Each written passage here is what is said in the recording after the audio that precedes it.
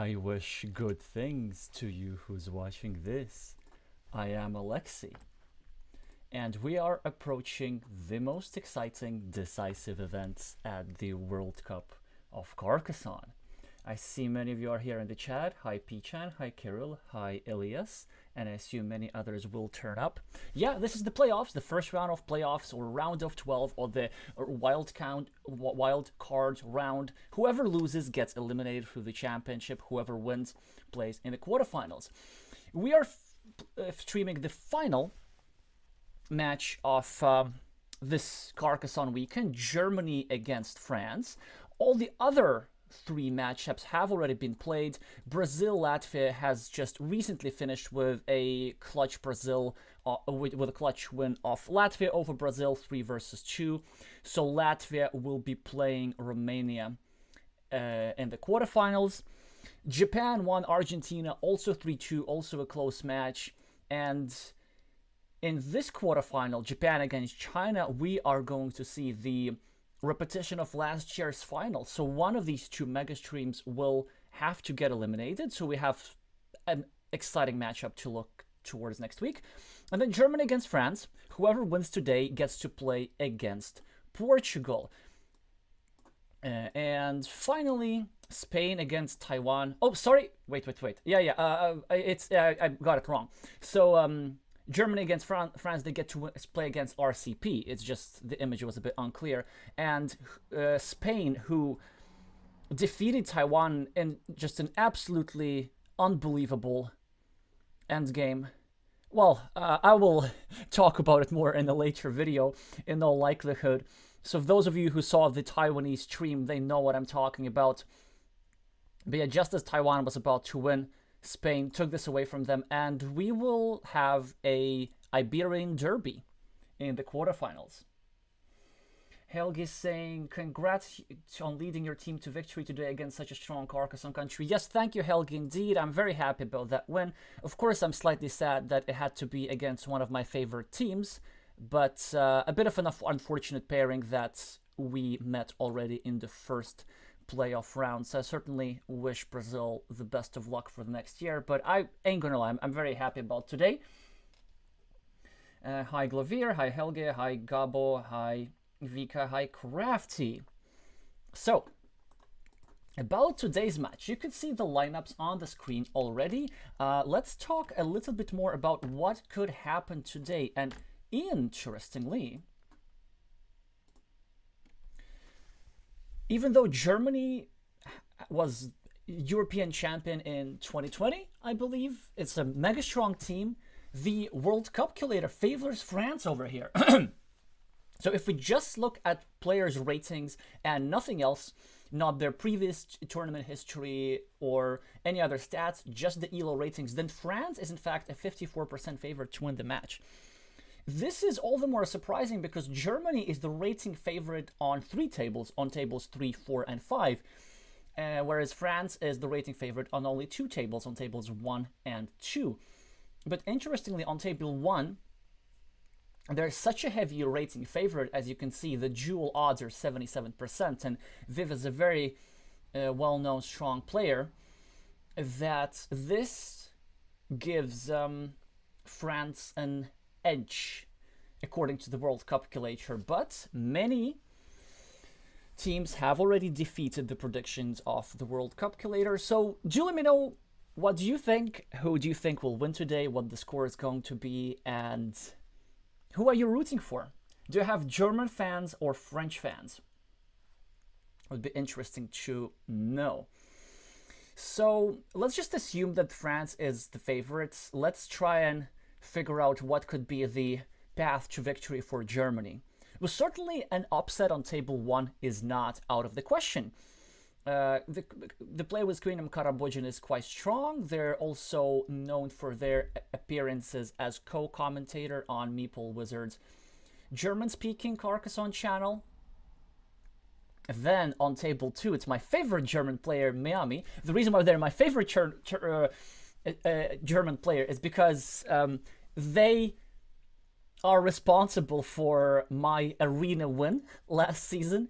it all came down to the wire, and there was a player who was, there's a player with like an unpronounceable screen name which starts with a D and then there's a bunch of consonants and numbers, and it's sort of some sort of Japanese second account, and I was ahead, and that Japanese player was kind of trailing me all the time. And then their last game, just before the arena season ended, was against Miami, and Miami made a huge comeback and won against that Japanese player. And the result of that, the Japanese player lost a ton of rating points, and I ended up winning this season. So I ain't gonna lie, I am going to be rooting on Germany on table number 2, and well, maybe I'll pick another table where I can root for Team France to be impartial. On table 3, Chris Perrot with the screen name Meeple Wizard, a well-known streamer, will likely be the slight favorite against the French player with screen name Niamor. And table 4 is probably the closest duel, as you see almost identical ratings and beautiful screen names, both starting with L. And on table 5, I expect Germany to be the heavy rating favorite. So the World Cup calculator gives like 70% to Medusa Hope, but I think they're exceptionally strong. At some point, they were rated over 800, and I think the French player with screen name Jalamax is going to have a very, very hard time. So we are going to start either with table number 4 or table number 1. We have 3 minutes to decide, and do let me know in the chat which matchup do you want to see first. All right, so 3-2 for Germany and 4-1 for Germany, Elias is saying. To be honest, I also think that Germany is a slight favorite in this match just because of their experience despite the ELO calculator, and also because the play with the screen and Medusa Hope is massively underrated. Like, I mean, they're much better than 656. Although you never know who's in bad shape or not. So we'll have to see. Craft Giraffe is saying, I'm rooting for Meeple Wizard and Medusa Hope, obviously because Craft Giraffe has picked these 2 players for his Fantasy Carcassonne. I do remind those of you who are just joining that we are playing with my viewers a championship long game of Fantasy Carcassonne, and whoever of you wins Fantasy Carcassonne gets this game shipped to the address of your choosing. There will be a Fantasy Carcassonne update by the end of the stream, and I promise you this. Well, there have been some exciting developments, so really exciting developments. Which is probably the most interesting update we had in a while. In table 1, P-Chan is saying. Elias is saying, for me, Jalamax defeating Medusa Hope would be a bigger upset than Karabujan beating Viv. Yes, exactly. I completely agree. It's like, I mean, Viv is obviously very strong, but it's not inconceivable for somebody of Karabujan's caliber to win one game and then another game.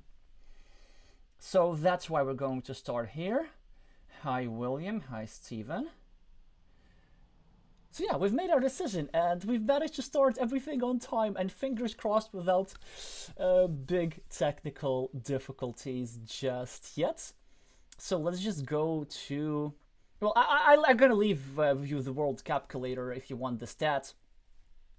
For those of you who want to see like the exact percentages for every single table, and then in a minute or so I'll remove it. Elias is saying Argentina almost made history against Japan. It was 3-2, and one of the games for Japan was a tie. Yeah, there have been, I mean, as you see, it turns out that all matches were close, ended up being 3-2 in the round of 12. Let me just close the World Cup calculator so that you can see the score again. And also in a match between Brazil and Latvia today, there was, I would say, slight upset that Latvia won despite our highest rated player, Krishna. I think he's the highest rated now. I forgot. It's kind of, we are roughly similar rated, him and I. Was defeated by the, I would say, really strong Brazilian player who just improving and improving Gustavo Arruda. And one of these games was a draw. And but Gustavo was the second player, so the win was given to him. Alrighty, they have already started quite timely. We're just gonna type up the short screen name of Viv. And let's go. Viv is a very fast player. I'm not sure about the German. The German team are, I'm pretty sure they're not slow. So we have quite a normal opening. It seems to me that Viv was the starting player, took a 2-point road. Then Karabujan took 4 points for the city. Viv started a new city over here. Karabujan took 2 points over here. And Viv is not afraid to meeple a 4-point monastery, not only because this was literally the only legal move on the entire map, but also because it's the best move as well. So interesting, now Blue, that's the German player, is trying to break Red City. Red is the French player. Viv now makes a prophylactic move, defends the square, although you have to question whether it's a real defense. Maybe instead of Viv, I would have started a 4-point road like this. Basically, I would have done what Karabujan did. And the reason for that is this square, I wouldn't say that it became less vulnerable. In fact, I would argue that it became more vulnerable because look at this. Look at this. 2 of the triple crossroads with a city cap have been out. And let's say if Karabujan, I don't know, finishes his road, scores 2 points over here, and puts a curve into here like this, then there will be only 1 tile remaining that fits into this square. So I'm not sure if that was the most precise move by Viv. Interested, Viv meeples another city and Karabujan just wants to break it again. He doesn't want to let his opponent finish cities. Also, very interesting development here.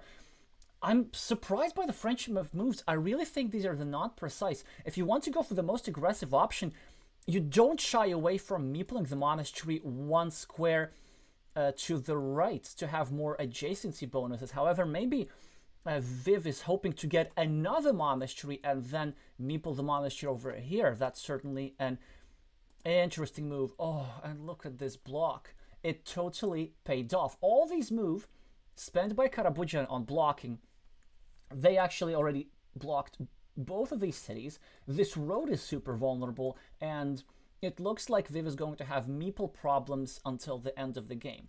But it actually ain't such a big deal. You can totally play positions like this, because this will give him points, this will give him points. He now frees up, well, basically, essentially frees up his monastery.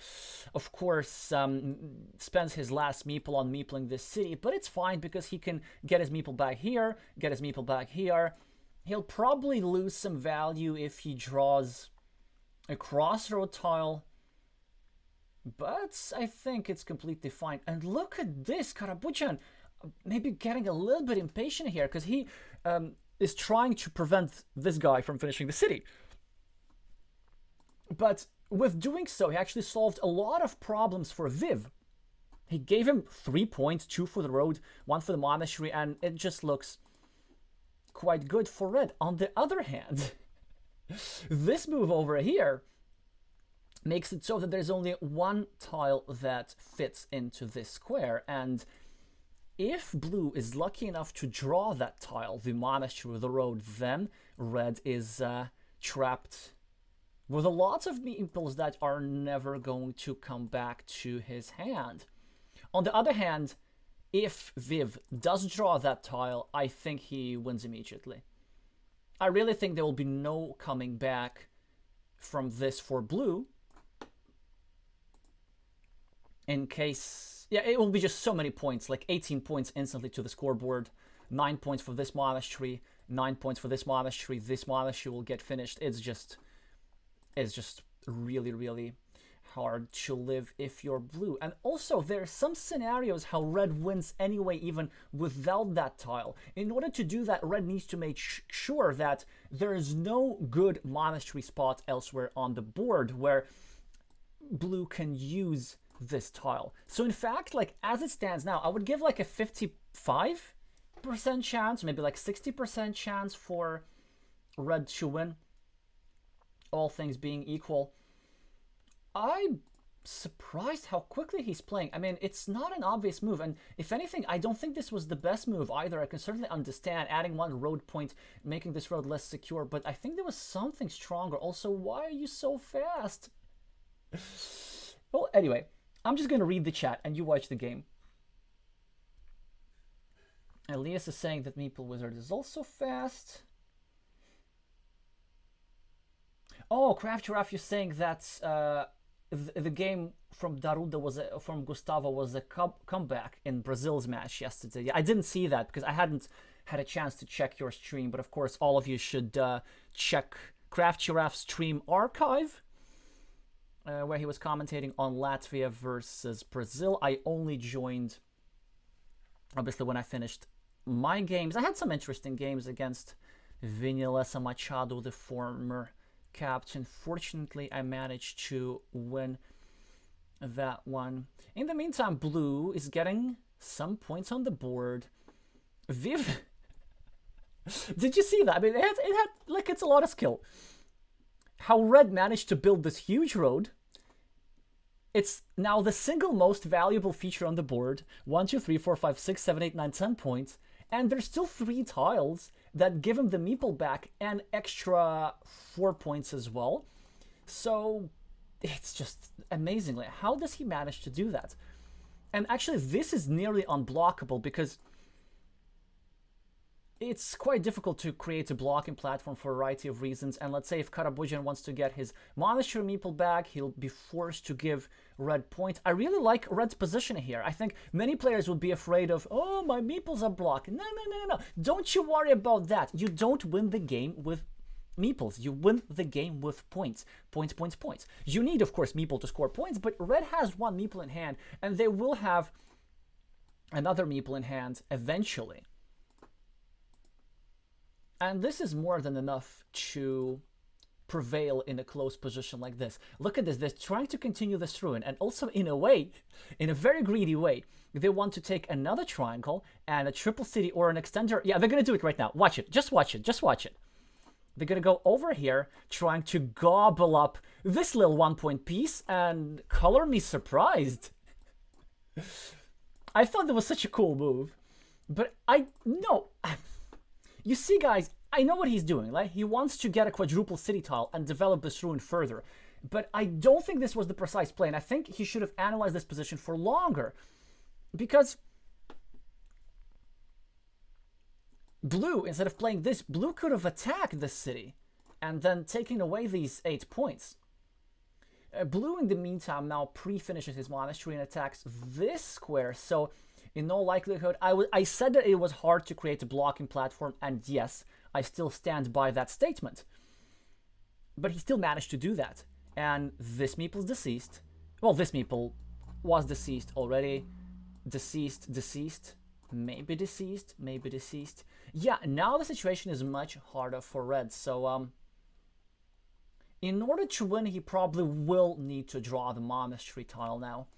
He just doesn't have enough points on the board to compensate for the meeple disadvantage. And the thing is, these fields over here, everything's going to start converging. Like Karabujan could meeple this 9-point field here, this 6-point field here, and let's say if Viv does get this tile over here, then Blue is going to have a 15-point field as compensation. Interesting move. So Viv scores 3 points and attacks 2 meeple at the same time. Karabujan is able to save 1 meeple. He's going to meeple this field eventually. Yeah, he now really makes use of his meeple advantage. Viv now continues his city up top and protects it from attack, possibly hoping for that quadruple city tile. That city, by the way, already 10 points. Like, it ain't nothing. 10-point city, 10-point road, extra 8-point monastery, 1 point here in the mini battle. So I think technically Red is still ahead, but still the meeple advantage, the 1 extra meeple, is what is going to give the German player the victory, unless Red draws either a bajillion quick points or this monastery.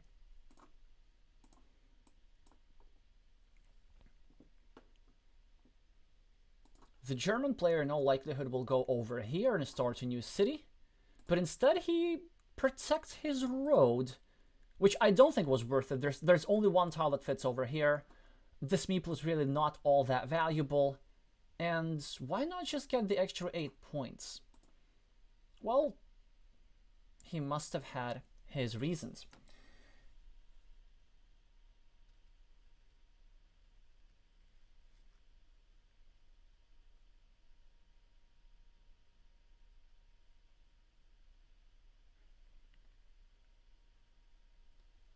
KK Spam is saying spectacular game so far. I completely agree, but it's kind of hard to follow a little bit. Sorry, I wasn't able to comment on all the moves that the players are playing. But one move that I will comment on is that the German player drew the critical tile, and we are going to see an upset, because not only Red will not get the 11 points and not free up his meeples, Blue got a bajillion points from this. 7 points for the monastery, meeple back, 1 point for the previous monastery, and an expansion of the field. I don't think there's anything that Red can do over here. I'm surprised Blue didn't meeple this monastery. I mean, just why not? Like, where else are you going to score 6 points? So as Viv, you still should fight. And I think the way you try and win this game, I mean, you can't win this game. You have only one meeple. Oh! It's brilliant. It's genius. Do you see what he's doing? He says, you know what? I mean, in all likelihood, I'm gonna lose. So the only way I win is if I can score big and get meeples back. And the idea is, there's still some city caps, I presume, and there's still 3 triple cities. Well, technically 2 triple cities and 1 quadruple city. So if he manages to go here and then dodge a block or a reconnect, he will be able to score 1, 2, 3, 4, 5, 6, 7, 8, 9, 10, 20 points just like that. And then with his last meeple and his last move, he will maybe try to share this 15 point field actually. I mean, talk about not giving up. This is one of the most spectacular moves I've seen in this championship by far. But I mean, you don't care about the game. I know, okay, so I recently participated in the UK Championship. I'll talk about this a little bit later. And I met some of my viewers there, of course, and I told them I will be streaming Germany against France. And several players asked me to stream Viv's game, not because to watch the game. They would just want to see what he says in the chat in case he loses. I promise you, they were like, maybe, yeah, several people told me this. Maybe he'll just say GG. I mean, give him some credit. All right. Well, what are you gonna do, Viv? Does it make sense to protect your city? Maybe that's not such a bad idea. Yeah, check this out. Okay, Karabuja now should not get greedy. I think they should. I say it's a good question. I'm not sure what they should do. I'm gonna trust their judgment. One move that they're considering is to place this tile over here, start breaking this city, and make it much harder to complete. Or they could say, you know what? I'm so far ahead that I can afford losing the city. So I'm just gonna score 2 points, and this is what they're doing. I'm not sure which of the 2 moves gives the biggest win probability. It's going to be a block. Well, he could still make a mistake. He's not going to make a mistake. He's not going to make a mistake. He's going to make a block. But basically, there are 2 tiles remaining, right, that fit in this square. The quadruple city and the triple city with a road. So if Karabujan goes over here and turns the city cap facing downwards, for example, then this meeple will be deceased because all the 4 triple cities with a piece of field are out. But what if he hallucinates? What if he misclicks and accidentally turns it to the left? Then there will be some scenarios how Viv goes over here. He doesn't do it. But basically, there was some scenarios how Viv could have forced this tile over here. That would have been so spectacular. Well, anyway, This didn't work out, but it was an absolutely brilliant attempt. And it just shows you that you don't have to give up. And like, this was a hopeless situation, and Red managed to get some equity, drew the right tile just a little bit too late.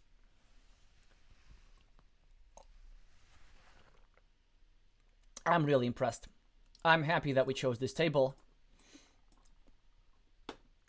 It does seem to me that maybe some of Red's moves weren't optimal in the opening, but the comeback attempts were just spectacular. And Blue, well, Blue does what he has to do, I think, with... at this point, the position plays itself. Caraboujan now is going to take 5 points for this ruin. Let's see what the Frenchman does. Just dumps this tile because there was nothing better to be done. And Caraboujan is going to score a 3-point road or a 3-point field. Or something like that. We'll see in just a second.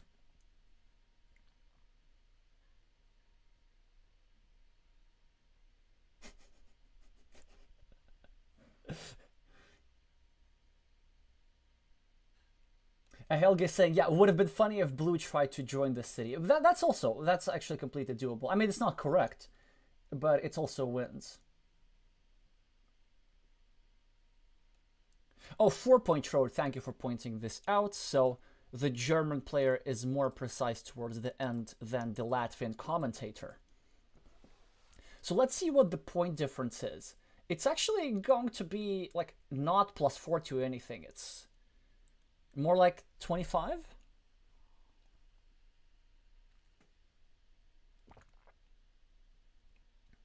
So yeah, so this means that this city would have been totally enough for Red to save this game.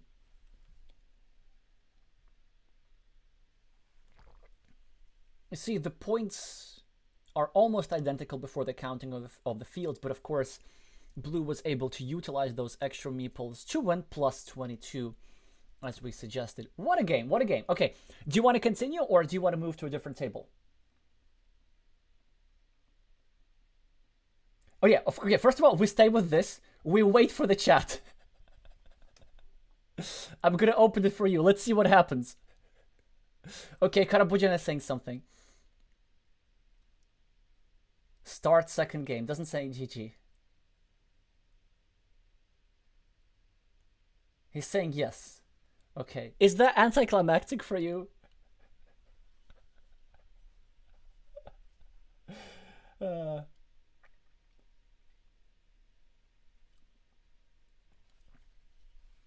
You see, I mean, it's not after every loss, okay?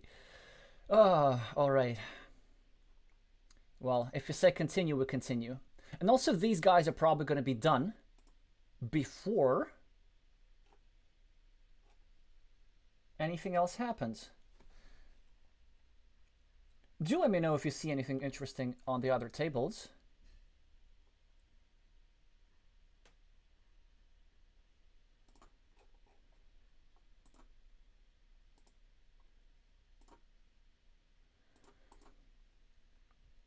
Alrighty, these guys have started the second game with no break whatsoever.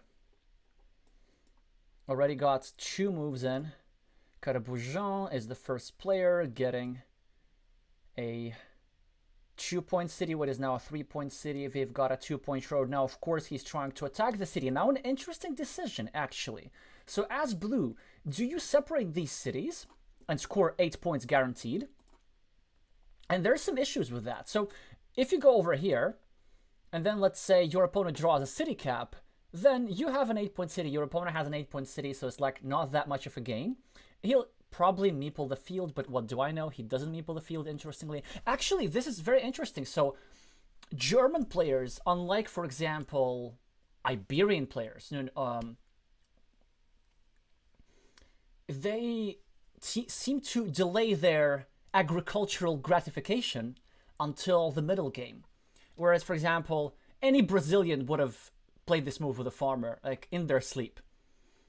So an interesting difference of styles in different national schools over here. Yeah, so Caraboujan goes for a simple play, does separate the cities. Certainly can't blame for that. and he will now enjoy a 1-point advantage and plays the move which I will never, ever agree. So this is something that you're super happy to see at the Frenchman.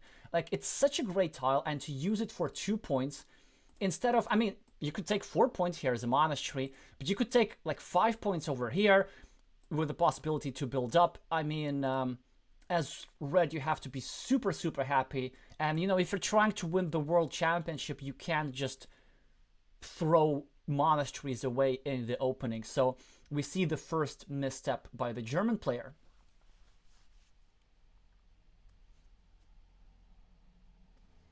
Elias is saying that field will be taken for sure. This one, yes, eventually, probably, because like this guy finishes his city, somebody scores a 9-point field over here, so why not just spend the tempo? So for example, yeah, now Karabudjan, of course, cannot take this field because this would be continuing Red's road, so instead he goes for a 2-point road, which was actually a super important move to play.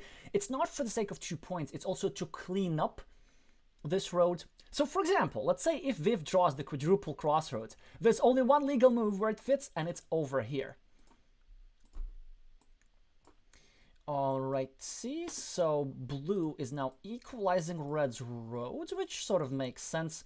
Red is starting a precarious looking city, but I don't think he really has intentions to complete it. There's no way, actually, or maybe there's a yes way, I don't know. I should be not trying to predict what they'll play, but just announce what they do. So what I would do, I would just start a new city somewhere. Probably at the bottom in the safest place. Maybe red is thinking to go over here to sort of prevent the city from being attacked, but it's not really a strong move because an attacking option still exists over here. And he does go for the same move as I was suggesting, so we're sort of on the same page. Now, here's the French player with a monastery, and the French player ain't gonna waste those. Is it la cloître or le cloître? I think it's le. Le cloître vient ici, I wanted to say, but the French player surprises me a little bit again. He goes over here, waiting for the second monastery, of course, trying to have this couple. I would have preferred the monastery over here just to control blue's meeple, but he has another idea in mind. Now these roads are equal. This is a 5-point monastery. Red meepled the field that blue refused to meeple. Blue is now, in my view, wasting a shielded tile trying to connect to this 2-point city, which was not all that valuable at all. So I would say that the French player is being more precise here in this game than his blue counterpart, and yet the game is equal, and the player with the blue meeples has 2 of those extra meeples. Monastère? What's the difference between monastère and cloître?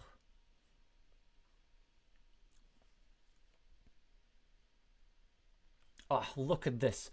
Look at this. The player with the blue meeples just pre-built a juicy monastery spot for red, and red is immediately taking advantage of that. Now, huge advantage for Viv over here. Doesn't matter that he's 2 meeples down or 3 points down on the scoreboard. These 2 meeples are excellently deployed over here. The third meeple is preparing to finish a 4-point city quite safely at the bottom. The player with the blue meeples has something going for him, because like he is going to have a city over here, going to have a city over here, but he still has yet to complete them. And you see here's the difference. Now, when the red player drew a shielded tile, he's not going to waste them. He's going to try and attach them, attach the shield over here. Now, as the player with the red meeple, do you just spend your last meeple on this? If you ask me, you totally do. You totally do. I don't think you want to allow Carabudjan to finish this city and drop a farmer. It's the biggest threat in Carcassonne. But let's see if the Frenchman has other ideas. Maybe he wants to ignore that spot and simply go over here. There's an extra reason why I want to delay blue getting a tile here for as long. Wow! No meeple. Surely this can't be right, or can it? Maybe he's seeing something. I think this thing that he's seeing is 2 things. First of all, the fact that the player with the blue meeples now needs a triangle in 2 places. And second, the fact that many triangles are out. So actually 6 triangles have been used. There are only 4 triangles remaining. But still, I don't think that justifies leaving this city cap empty. It's just such a gift for the player with the blue meeples. And red got his meeple back anyway. And he was super likely to get his meeple back anyway. So probably what you do as Carcassonne, you just go over here, finish this road for both, and then protect the city. And now you create a situation where you need a triple city in one place, and there's still 5 of those remaining if you include the quadruple city. And you need a triangle here, and there's still 3 triangles that fit over here. There's also 1 divider, which of course is not... Well, anyway, the player with the blue meeples chooses to do something else. Viv takes 3 points, greedily and correctly, if you ask me. Now, Karabajan, will he meeple a monastery or not? But you see, this is why you gotta meeple monasteries in the opening. That's because you're gonna run out of monastery spots. Sure, there was this 5-point spot, which, by the way, I totally think he should have taken. But it's not as great of a spot in the middle game as it was in the opening. So the French player just keeps growing and growing and growing his advantage. But a fantastic tile for Carcassonne. You can go over here and even meeple the field if he wants. So we certainly know that this tile is going over here. The question is its orientation. You decide to turn it like this and he will meeple a field. Of course, it's a slightly awkward configuration because if he finishes his city, then this square becomes vulnerable. And if he completes this field connection, then this square becomes vulnerable. But still, there is a sufficient number of scenarios where blue finishes his city and his city, and connects this farmer, and drops another farmer over here, and wins this farm, and puts something over here to block this square. So the game is absolutely winnable for the player with the blue meeples, just not with this tile. There's really not that much that he can do. I guess he can go over here, which I rather like. And now Viv, every day of the week, is going to go... Actually, it's a good question. I mean, I was going to say over here and meeple the farm, connecting like this or like this. Also, if you go over here, put the pressure on this square, but he decides to do something else.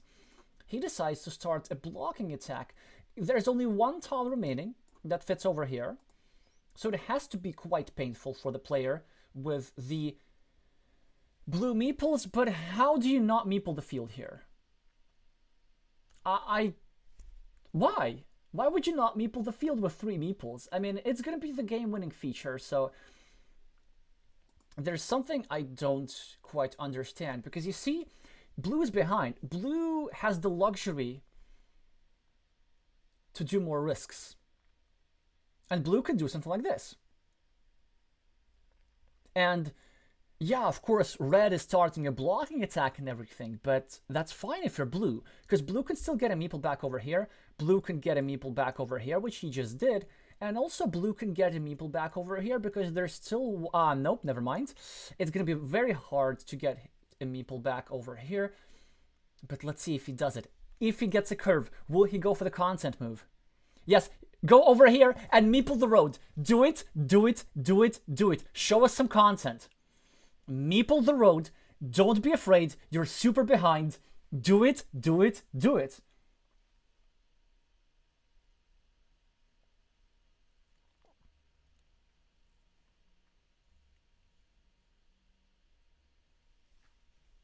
Okay, I see there's some Carcassonne terminology discussion, and what a disappointment! How? How do you not meeple the road? I mean, I'm so sad. How are you going to surmount the 20-point difference? You had to go for it.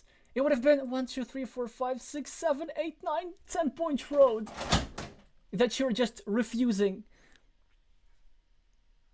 Did you hear that sound? Something fell in the background. I really hope this is not something from my piano. No. It's something from my wall. Basically, I had a piano-shaped decoration on my wall and it just fell. It's fine. Or maybe you didn't hear that sound. Well, well, well. You know what the French player can do? They can do something with the field, maybe. They can go over here and drop an insurance farmer, saying that in case blue gets the desired tile, they also get to connect into the field. Or they can do this. Ah, nice Sophie's Choice block. So now blue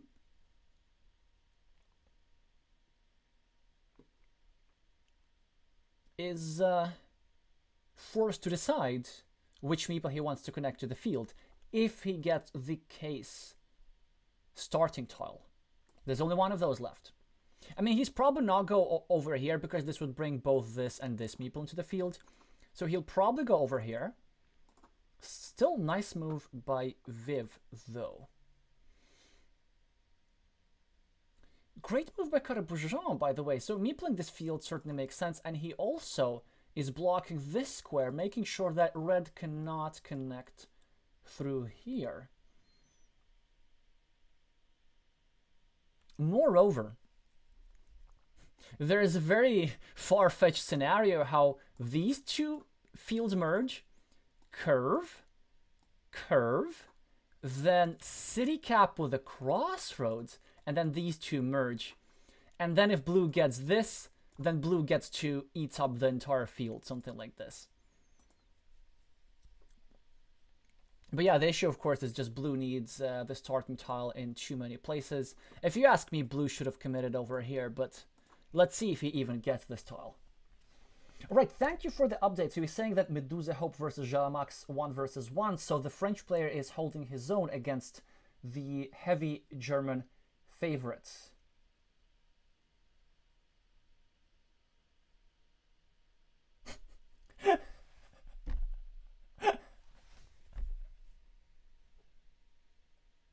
Is somebody playing... Is somebody playing Alexey Street Bingo? Come on, y'all. It doesn't matter. The French player gets the tile. This match, this duel will be tied 1 versus 1 because after this tile, there is no comeback for the German player, or is there? What if blue just finishes the city? Kind of trying to do the thing that Viv was trying to do in the previous game to come back. Let's think about this. Oof, oof, that's filthy. That's a block. Or is it? I see that there's still one of those remaining. The city looks completely live to me. If you get the tile that goes over here, there's one of those still left, right? 1, 2. Where is the third one? The third one's somewhere still in the deck. So let's say if blue gets this extender to go here, then blue can get some sort of city cap, get some field points, gets a lot of city points. Maybe blue can still somehow win this. Let's see if that happens.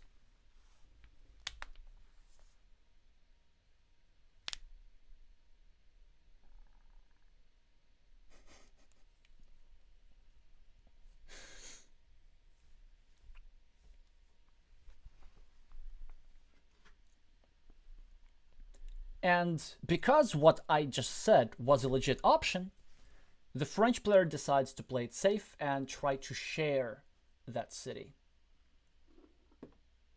Of course, he ends up sacrificing 7 points because the German will be happy to take advantage of the empty city cap. But the thing is, the French player probably had calculated that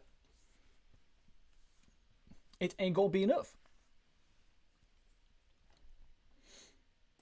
Now, if you're Carcassonne, what do you want? Do you take 3 points over here?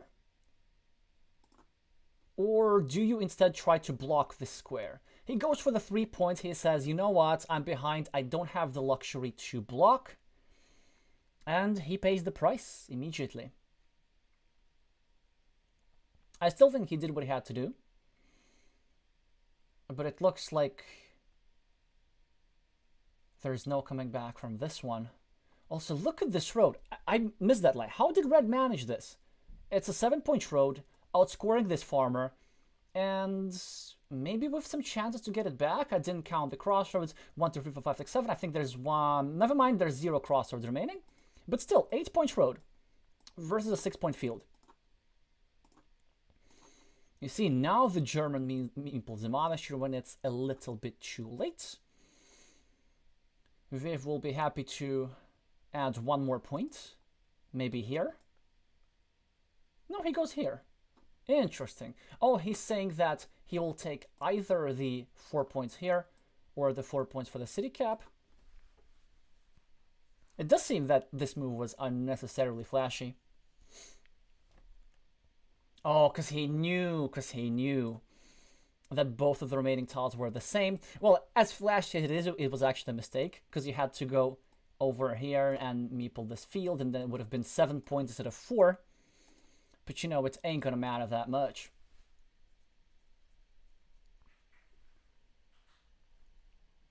Oh, actually, Carbogen should now finish this city. That's so much fun. Yeah, because like if he goes over here, he will score for this farmer and for this farmer, but Red will score only for this farmer. So now Blue scored 1 point instead of 3. This, of course, will not make a difference. But does this mean that he's a bit demoralized from this loss? Because he should be, you know, focusing until the end. I mean, these 2 points are probably not going to make a difference. Not probably, certainly. But still, I feel like you got to practice endgame precisions even in games where it doesn't matter, just so that you have the skill to think fast about these type of things in games where it does matter. Plus 16 for the French player as a result of some spectacular and painful blocks, and we're going to head to the decider. Can you tell me some other scores? Maybe somebody's watching the other matches. Okay, or I feel like I needed. I know that I left too early. I had to show the chat, but Viv won this game, so what does it matter? Anyway, scoreboard.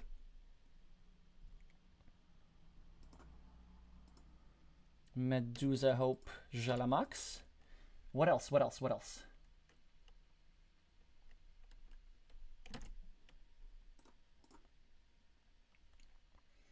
How's my favorite player doing? I want to see. Okay, so the German won their first game on table 2. How we're doing for table 3? Is the German captain delivering? Nope, he's not. Wow, this is going surprisingly well for France. And how about the 2 players with the best screen names on table 4? So there the German has prevailed in the first game. So overall, it's, again, super close, slight edge to Team Germany after the first rounds. But let's just watch the decider between Viv. It seems that we will have time for everything else. And finally, we'll have time to watch an entire duel. I think that'll be pretty cool.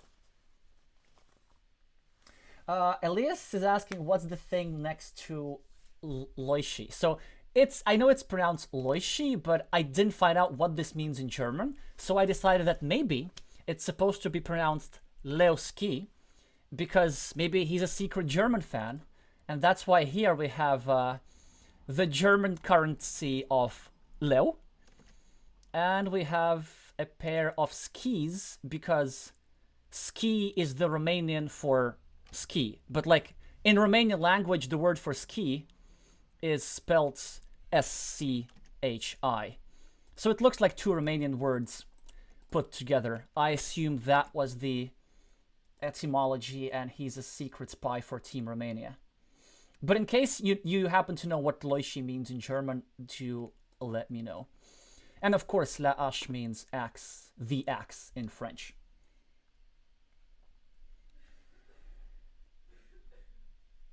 Yeah, I'm just gonna keep refreshing Viv's game. I don't wanna. Hey, why are they not starting? Oh, check this out. That's like an analysis.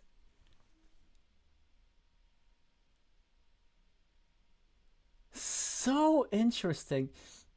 Yeah, so y'all guys have been talking about chat stuff. Well, anyway, I'll just leave it to you without any comment.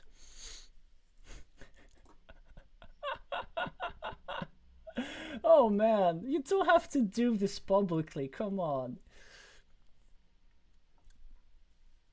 This wasn't even a championship game.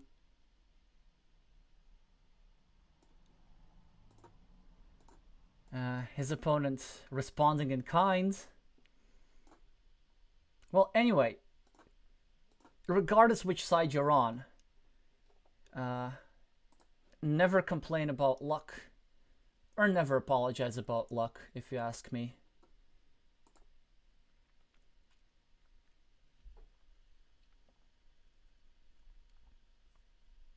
Okay, Steve Herman, thanks for confirming so that Loishi has no special meaning, which means that I will pronounce him as Leuski from now on, because I assume, because that's how you'd say it in Romanian. Oh, thank you for reminding. Yes, Meeple Wizard is not the German captain; he's the former captain. So maybe that's why he lost his game, and that's why Miami won his game. Okay, I'm gonna do a refresh one more time, and okay, there we go. There we go.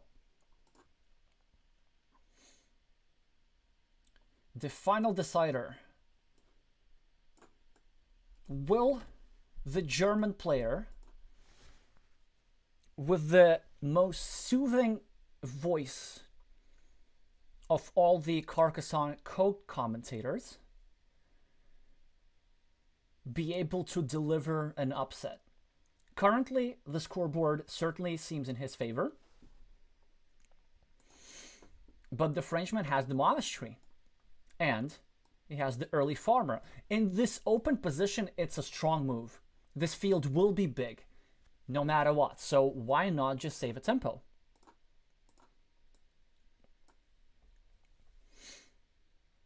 I've already interesting move over here. So immediately the German player wants to equalize the field instead of cleaning up this road, which, as I believe, was much more important.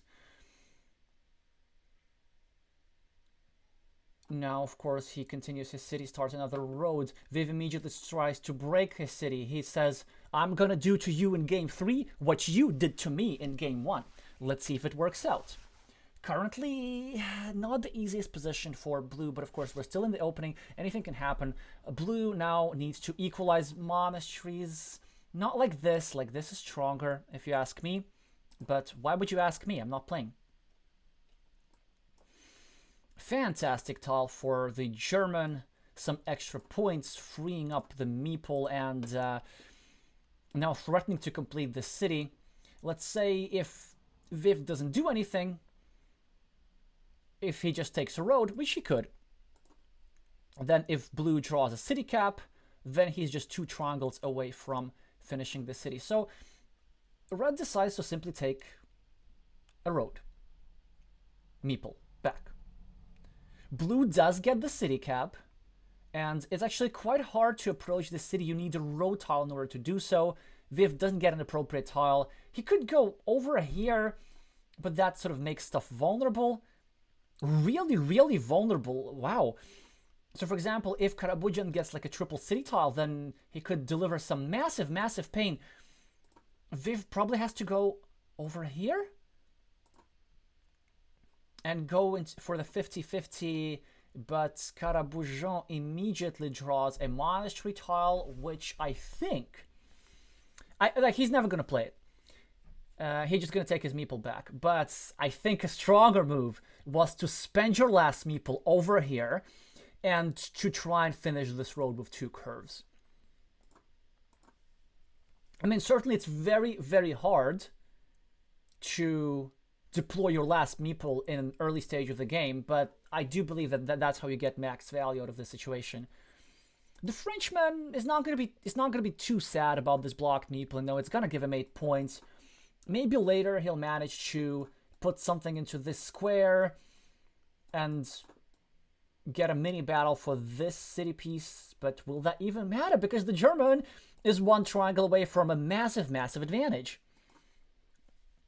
So red every day of the week here. Actually, I'm not sure. I was going to say he goes over here. Yeah, exactly. Tries to do something about that city, but will it work? Let's wait and see, blue says. So blue simply gets 1 monastery point. At the same time, threatening the square a little bit for himself. So there are some scenarios how this guy is trapped with 1 point and this guy grows. But still, if blue finishes his city, none of that ain't gonna matter. Great tile for blue. He's gonna take 4 points over here. Unless he has some crazy ideas, you know, like some intermediate level players would go over here and finish the city for red just to preserve the chance of getting a triangle. But of course, it's not what he should do. Viv now gets a city tile. He would have loved to have a triangle, but he gets a city cap and he just puts, you know, whatever works into that place simply to restrict this square. Still 6 tiles that finish that city instantly. And also now this completed city is going to come with a farmer, and that's some monumental greed. Sorry for giving you some more bingo material. We're about to see an upset. And this monumental greed seems to work out. Just as the Frenchman was about to start blocking this, blue immediately draws the tile that gives him an advantage in this city. Whoa, that's some tilt. Why would you do that? That's a mistake. I mean, I know it's probably going to end up working out, but these move works like, it looks super threatening. Oh, I'm gonna get a curve and put it in. But we've calculated this once in a similar situation. I think it works like 6% of the time or something like this. Like, it's really unlikely. So it does seem that maybe we have some sort of nerves acting out for the Frenchman. As a result, Viv has added 1 point to Blue's city, and Blue was able to successfully secure his city and the road. Still 3 tile that fit over here, and it looks like it will be very hard for red. Oh.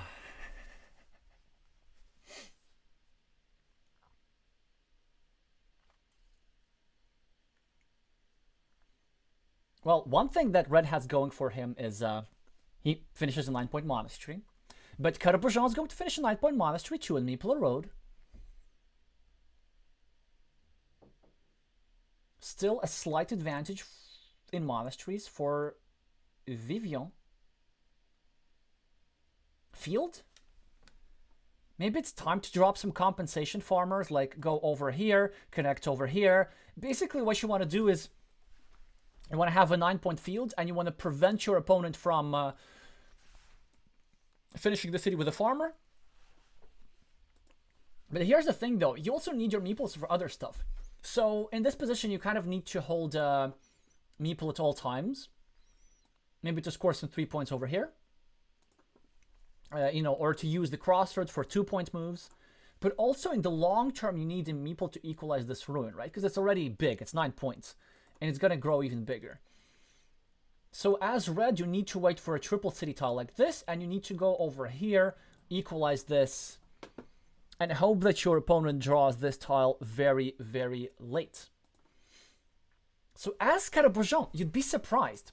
I know that he's going to be super tempted to like go over here and give both sides a meeple back because he has a meeple disadvantage, but actually long term, it's red who's at a meeple disadvantage. So I like this move by blue quite a lot, adding 2 points with his ruin, securing the ruin as well. Yeah, it will be now very hard for red. Also, this farmer looks lucrative, but I'm not sure if it actually works in the long run, right? Because you really need meeples. I think you got to delay moves like these. Carcassonne is going to clean up all the city caps, and what red desperately needs is kind of like free up a meeple over here or over here. Wait a second. Is he trying to finish the city?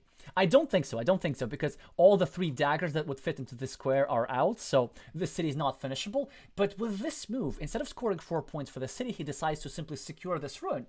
And if anything, he wants to draw another city cap and put it over here, just to preserve those 15 points and make this ruin utterly impenetrable. He's going to do it. He's not going to go over here. He's not going to go over here. He's just going to go over here. And I think that would be quite strong. All right, thank you for the update. So, as predicted, the strongest German player with the screen name Medusa Hope has won 2 versus 1, whereas and Meeple Wizard lost on table 3, so the match is now tied. Carcassonne does clean off a city cap because he knows that this is in all likelihood in his future field. So when he goes over here, he'll meeple this. And he'll have more field points. Wait a second, I just saw something. Why didn't y'all tell me? Or maybe you did. No, you didn't. Because this guy can go over here. So Red can win this big field outright. Maybe that's some sort of a chance. On the other hand, I mean, if this guy finishes the city, then this field won't help, because if Red goes over here, this will only give him like extra 6 points, because there are only 6 points on the main field. So as Viv here, you should really think for like 2 minutes and evaluate your win condition, right? Maybe if you get both tiles, you probably have the 25% necessary, right? You can, because you have like a good monastery and you have a good field, but he decides that he doesn't want to rely on that, and he needs to play as if blue is going to draw this tile. So he just finished a shared city to add some variance into the game. Both sides have more meeples to work with, but he believes that he's the more skilled player and he can take advantage of these meeples. The problem is that not only are you giving meeple for yourself, you're giving a meeple to your opponent as well. Blue immediately equalizes. Red is probably going to go over here. Or over here maybe. It's doesn't matter that much. Maybe over here is slightly better because he can actually connect through these 3 squares over here to anticipate exactly and at least have a 9-point compensation farmer. And in order to win this game, the French player desperately needs some sort of city cap. Then he can win this big field, maybe even get a curve here. 1, 2, 3, 4, 5, 6, 2 curves remaining, I think. Wait, I said 1, 2, 3, 4, 5, 6. Why did I say 2? 3 curves remaining, obviously. 1, 2, 3, 4, 5, 6. Yes. So it's possible to go here, here, winning a big field like that. Maybe that would be enough for some form of comeback. Or maybe you need to go do something crazier. How about we go over here, spend our last meeple on the road, trying to connect through this square, and get a meeple back for us and the opponent as well. He decided that he's not that desperate just yet. Carcassonne has a choice between going over here, which he should never do, given his advantage, and going over here, which he should do, given his advantage. Scoring 3 points, blocking this field connection, just kind of minimizing the variance in the game, remembering that you still have loads of points in this ruin. I think it's like 14.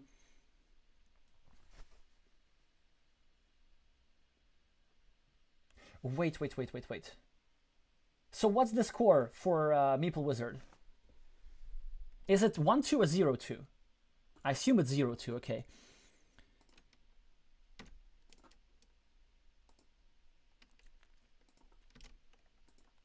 So Medusa Hope won, and we are watching table 4 after this.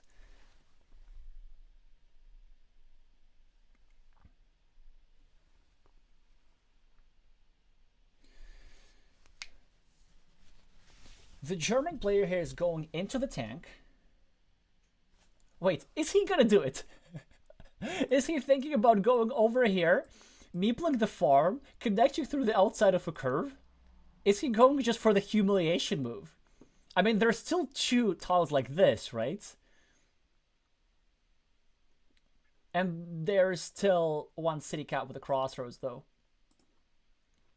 Which is why he should never ever go here. Because if he goes here... Oh, he goes for the field. Interesting. Viv immediately gets a city cap, which gives him 7 points and a shot at winning this bottom left quadrant.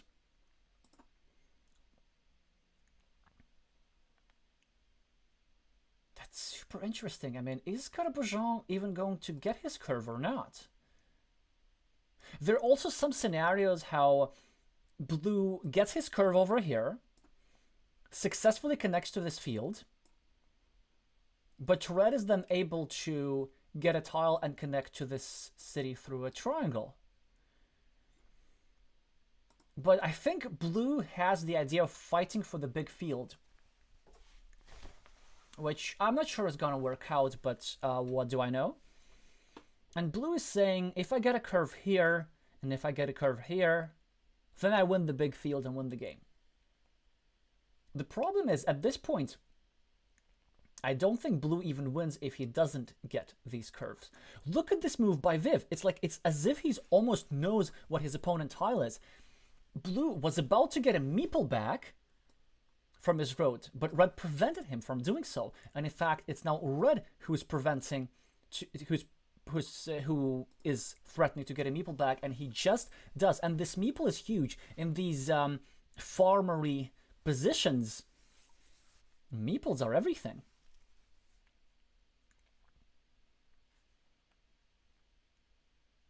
So what is Carcassonne going to do? Is he going to start a new city somewhere? Maybe like this or like this, depends on the number of city caps available. I didn't count everything, but I think there's very, very few city caps available, if any. Certainly not the ones which have a field next to it. Let's see what he does. He could go over here, trying to block this square, but certainly a move that you should spend about 50 seconds or so on thinking, trying to decide what's the surest path to victory.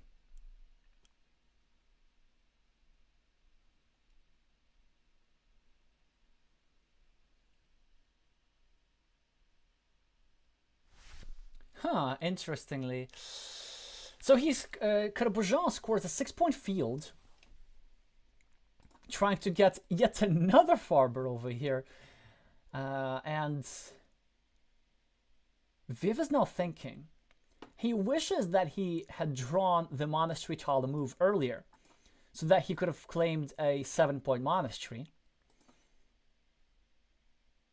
Of course, he decided to get a meeple back sooner, which I agree with, but now, you're right, Helge, he has nowhere to put it.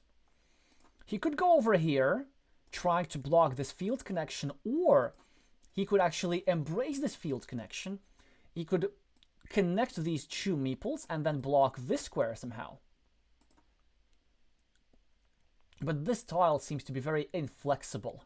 So you can really only go over here or over here. He goes over here, meeples the monastery. Blue is okay with what's happening. Blue's just going to go over here, get 3 extra points for his bottom field. He's going to be at 9 points at the bottom. He's going to be quite happy for that. Also, don't forget about his ruin. I mean, it's very, very hard to win if you're red. Probably you just need to draw some sort of insane number of curves. 1, 2, 3, 4, 5, 6. There's still 3 of those remaining. It's like blue is almost guaranteed to draw at least one. I forgot the odds, but it's well above 90%.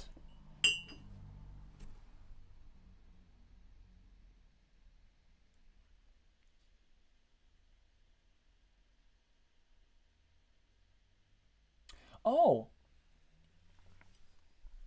So you're saying that this connection is no longer possible, right?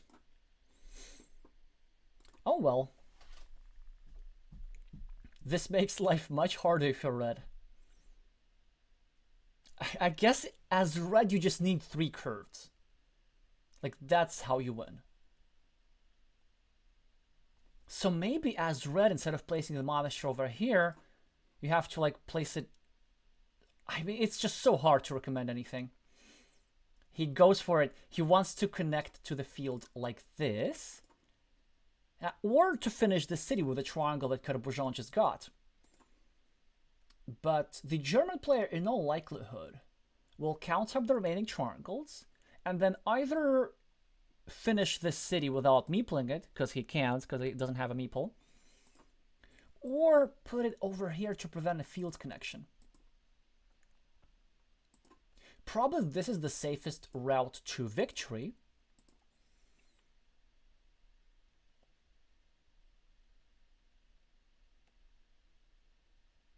But let's see what he chooses. Elise is asking odds of what? Odds of, how do you say? Red drawing all 3 curves. That was above 90%. Now it's impossible because 1, 2, 3, 4, 5, 6, all the remaining tiles are curves. 1, 2, 3, 4, 5, 6. Yes, there are 3 curves still. The best that Viv can do is score an 8-point city. Yeah, life is hard if you're red.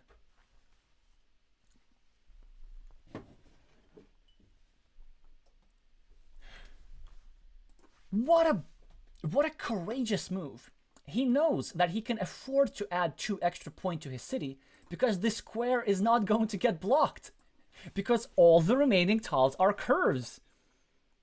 And red can't do anything. But watch this guy take away his field. So actually, as red, maybe the best move. No, it isn't. I guess you could go over here, but no. Oh, I know! You go over here and you meeple this field. And you then get into here, so at least you get the 9 points. How'd you like that, right? 1, 2, 3, 4, 5, 6, 7. There are 2 curves remaining. Oh, wait, 1, 2, 3, 4, 5, 6, 7. Yeah. You go over here, meeple the field, go like this. I double check this is not a hallucination. It's a 10-point sequence. This has to be the play for red. Wait, does red win then? It's actually quite possible. Because he still has these fields. He has the monasteries. I didn't count the points, but this is the move that you have to play.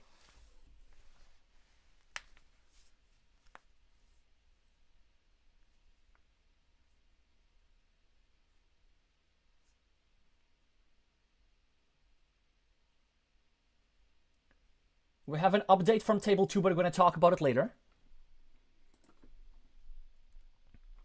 The German captain was not able to prevail as the French captain, the more experienced captain. Okay, did he do it? He did it! He found it! Of course. So we're not going to have another blunder of the week. He does connect to the field, but was that even enough?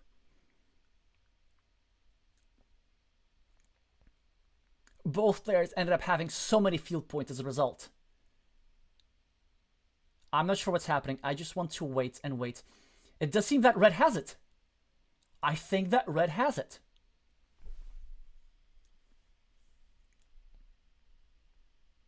I could be wrong.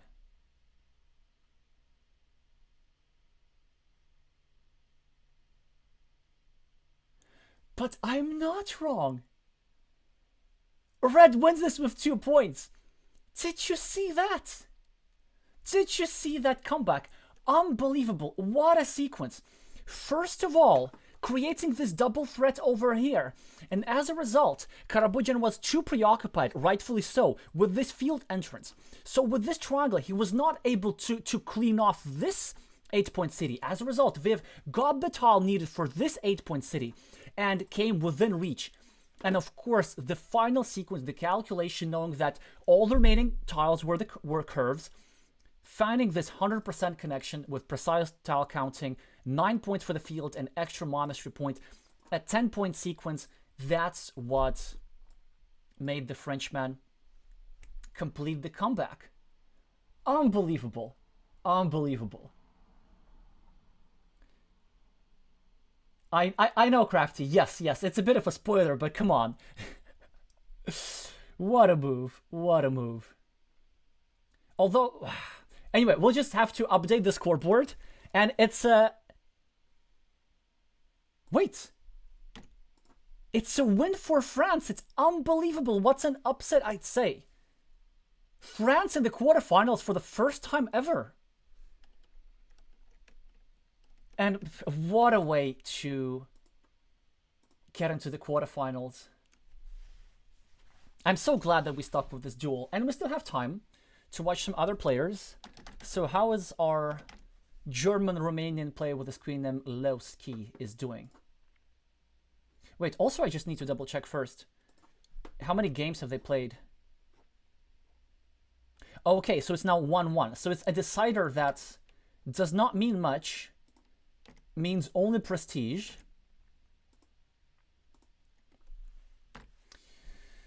But let's see who's stronger here. Both players have a roughly equal rating. The German player with the black meeples is the starting player. Gets a fantastic tile. Wants to get an 8-point city. Deliberates before meepling it. Laash immediately responds with a bright yellow meeple on a tubular city tile. The player with the black meeple needs to think a little bit about going over here or over here. Start a ring road, at the same time making this square a little bit vulnerable. There's some scenarios how black gets a triple city.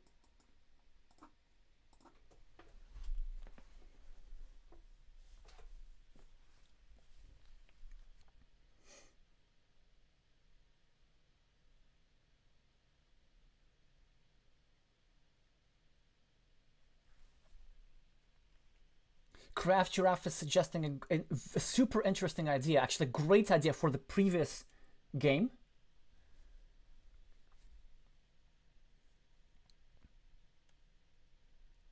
That apparently the German player could have guaranteed himself a win.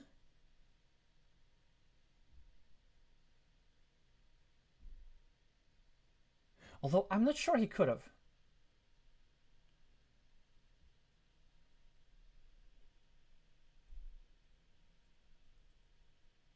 Yeah, I really don't think so. There was no way to prevent that field connection. Well, anyway, let's just get focused on this game. I mean, I do agree the endgame that we had just witnessed was something else. And the advantage that the German player got seemed to be insurmountable, but... Man, what a comeback.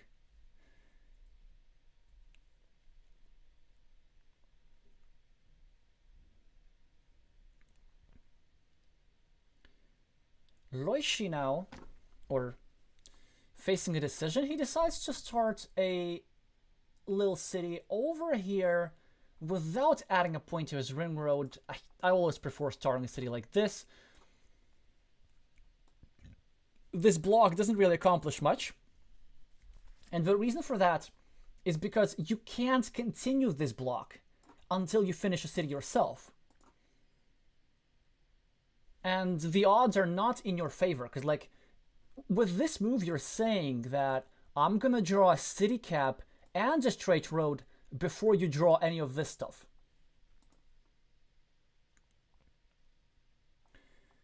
The French player is trying to break the German city unsuccessfully, but he got his own city cap. Meeples and ring roads, which I rather like. Loishi has an Entscheidung to make here or here. You certainly can make a case for both. So you can make a case for here because the city cap is more restricted, and once you get this meeple back, you're safe to continue this road. On the other hand, this city was vulnerable to attack. That's why he decided to finish this 8-point city, and also to put some pressure on this ring road. Of course, immediately, Laash manages to untangle with a Dorito plus a road tile. And Loishi now just continues to block. But in this case, this block actually is quite powerful, because a 1, a 2, a 3, all the 3 left-handed daggers are out. So let's say if Black manages to put 2 roads over here like this, which is completely doable, this square is going to be broken. Laash, in the meantime, is trying to create an attack of his own, but this attack is not that dangerous.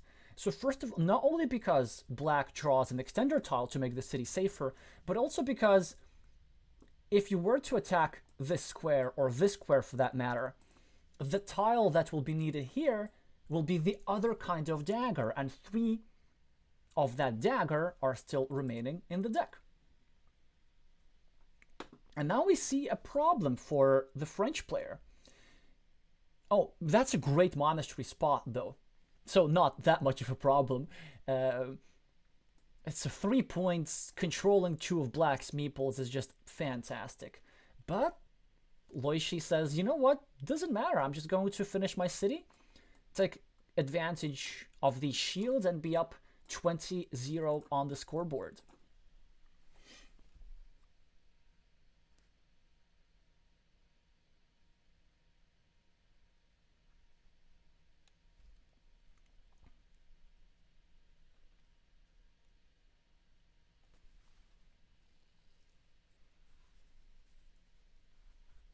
Crafty saying, I would have finished the 8-point city instead of protecting a 9-point field. Yeah, I agree, especially given the fact that Viv had an attack on a field anyway. But this is why it was such a brilliant distraction move by the Frenchman. Yeah, sometimes the way you win is you try and find a way to create threats and make your opponent make a mistake. We need to remember that, we're not playing just a game, an abstract mathematical game, although to an extent we are, but we're also playing against humans. And some players try to take advantage of that.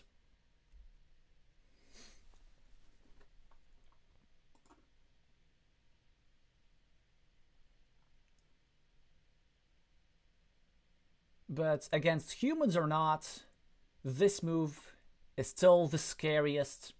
Taking 3 points and giving yourself loads of tiles that continue your road and block this meeple forever. But still, like, the axe person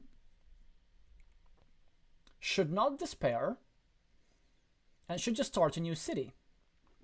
You never go here because you need this meeple not to get trapped. You see, the problem is if you place a tile over here, then Loishi can put a city tile, and then this square will be permanently blocked. So what can you do? Just start a new city somewhere. Yeah, that works. The German will now go over here, meeple the field every day of the week.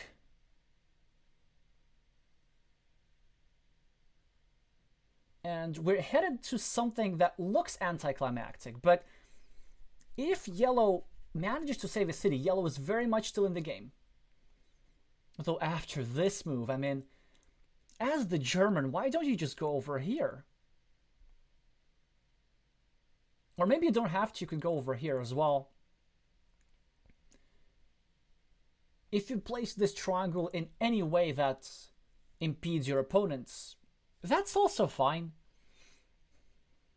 This one's a bit extra, but that actually totally works. Because you see, the idea is, he's saying, if you get the tile that you need, then at least I have another field.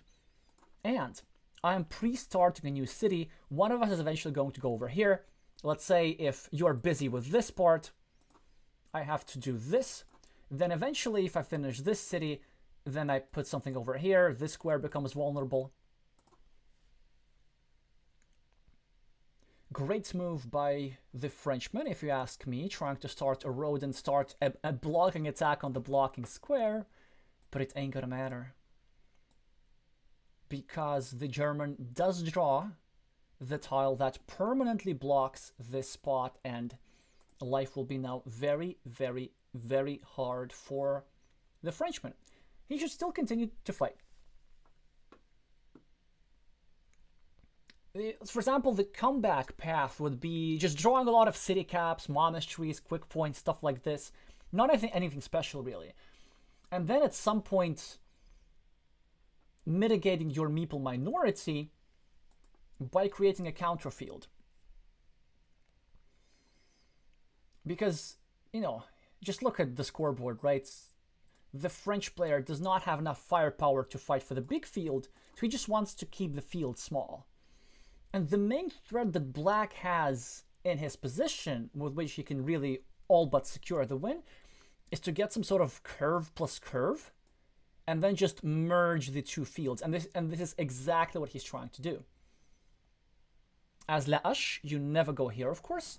You want to get a straight line yourself to separate these two fields, to make sure that this farmer does not justify himself, because obviously this 3-point field is not enough to justify this meeple, and if anything, then this is an indirect mini battle and stuff. Anyway, but if this meeple manages to get over here, then suddenly this guy plays because he's reinforcing this meeple. La Hache unfortunately misses a great chance for a comeback. Like, when you're down 20 points on the scoreboard, you cannot ever afford not to meeple a monastery. Like, this monastery had to go over here, whether you like it or not. Now again, La Hache has to be super precise. That's a good move, trying to get a meeple back from this city. Loishi can proceed with his plan. Just unify the fields, that could probably work. Starting a new city also works, for example, going over here. Connecting to this city is also an option. He goes for the most traditional route, but now the Frenchman has some hope. If he places this curve like this, and then if he manages to finish this city, he can place something over here and block this square. So the first part of this three-step plan has just been implemented by the play with the yellow meeples. How will Black respond? Possibly over here. I also see that many regular city caps have gone out, so there's only one remaining. So it's possible to start blocking this square. Instead, he goes for this kind of block, but this is something that you have to be really, really happy to see as the French player, because it adds more variance into the game. And there are some scenarios you go here, meeple the fields, connect this, block this, separate here. Now yellow can actually play. But the question is, does he have this psychological firepower to recognize that this position is still playable? Or will the French player simply give up? Also, at this point, both players probably know the result of the match, and as the Frenchman, you are probably rejoicing, and you might start feeling complacent. Okay, now he meeples a monastery. It's a bit of an awkward spot, still better than no monastery meeple at all. The German player just keeps expanding his field, so now his top field scores 3 points more. 9 points in total. As La Hache, you could consider going over here, which I wouldn't. You would need, I mean, it's a decent move overall, but there are more important stuff. Like, you go over here to clean off this square first. It was much, much more important. When you're this far behind, you have to play extra efficiently. You can't afford 2-point moves like these. You have to go for 3-point moves, setting up another 3-point. What did that tell you? Did you see that? Did you see that? I mean, he would have scored extra 3 points and brought himself closer to getting meeple back. This is also a decent move, right? Because he's kind of adding 1 point to both black and yellow, but making it harder for black to get his meeple back and make it easier for yellow to get his meeple back. So But still, it's probably not enough. You have to be like extra efficient. So Laash goes over here, and Loishi now faces a dilemma. Do you go over here to fight for the city? You kind of have to, but then you're forced into a self-block. Because as soon as you put this guy over here, this square is no longer fillable.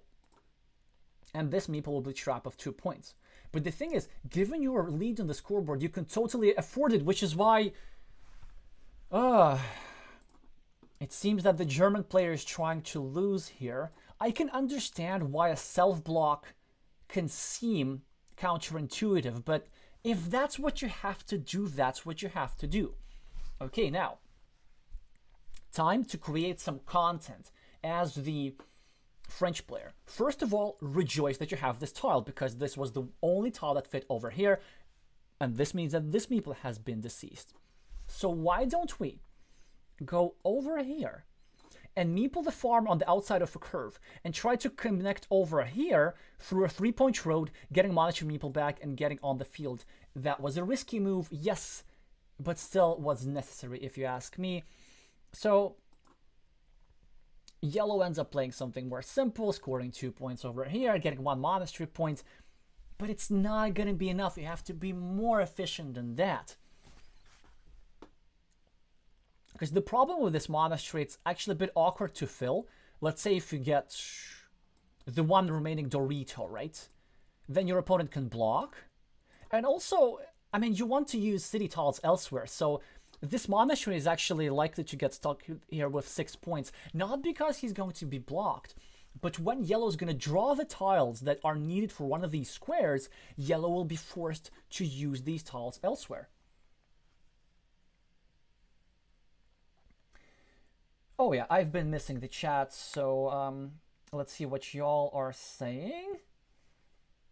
Vihe is asking, as a player, is it allowed to watch the stream and apply your tips? No, it is very much illegal, and you would be disqualified from the tournament if somebody were to find out, which they would. So, interesting move here by the German player, apparently trying it very hard to make it into the move of the week segment. The idea is that it makes it kind of, sorts of, slightly harder to finish the city. Well, now it works as a combination, right? He gets his meeple back. And he also makes it harder for this guy to finish his city. What a sequence. Was it mathematically justified? No. Was it fun to watch? Yes. And it led to a +30 advantage on the scoreboard. Now, all is not lost for yellow. There's still 2 tiles that fit over here. Yellow can get a meeple back. Yellow can sort of fight for the field. Yellow can finish a city. And if anything, if you're the play with the yellow meeples, you actually want to induce a blocking attempt. You know why? Because if your opponent goes over here with a straight line, then you get a curve, and then you meeple the field so that you can efficiently connect through this tile to this field.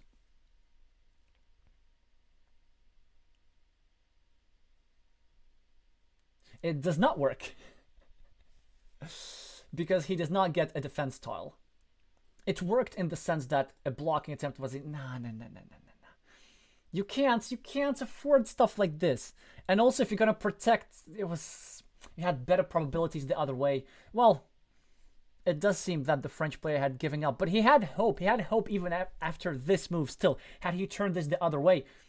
Well, anyway. Let's just see what happens. Obviously, I'm 99% sure that the German player is going to win this game, but with my commentary, I just want to show that even in the most desperate positions, there's some ideas that you can fight for. That's just a super painful move that the German player played. Well done. So this meeple is now trapped, because even though there is a tile that fits over here and over here, well, I guess technically it's not trapped, because you could still free it up with a starting tile plus a road monastery, but it is pretty hard to do. The German player just gets some quick points. But as the German, instead I would have blocked this square, though. I think that's something that he may have missed.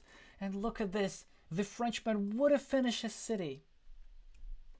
It just wasn't meant to be. And he could have saved it.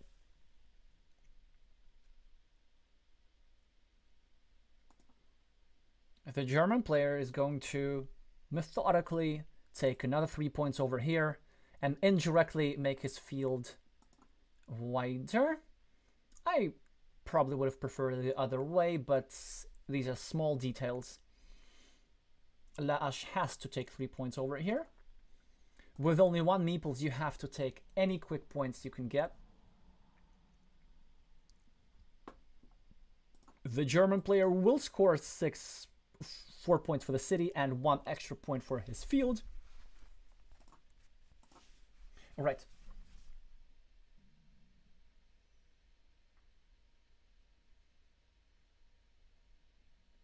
Wait. I'm just missing a lot of the chat.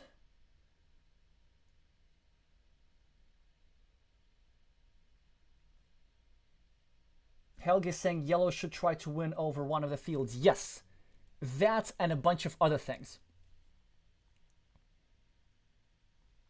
So for example, here as yellow, maybe you could have made a case for meepling this monastery and hoping for a starting tile on the next move. This certainly would have given you like a lot of points. Still not enough, but spectacular.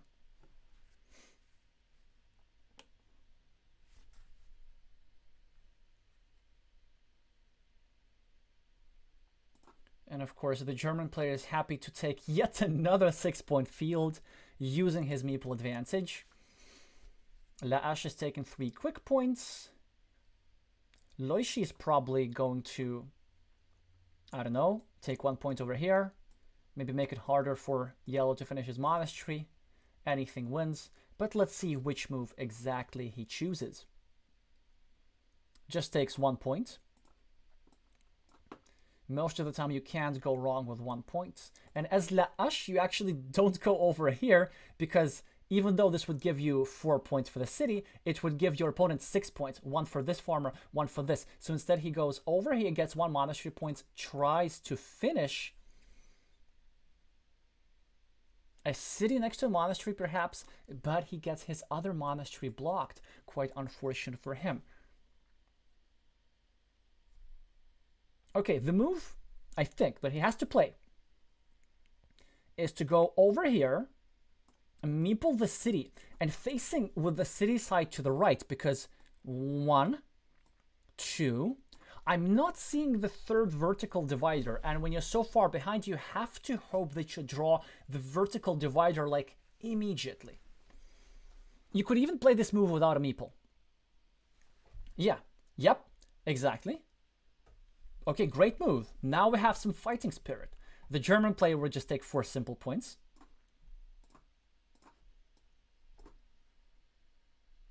Juliana saying the dark side is luring you, Alexei. What did I do? I'm not sure what you're talking about.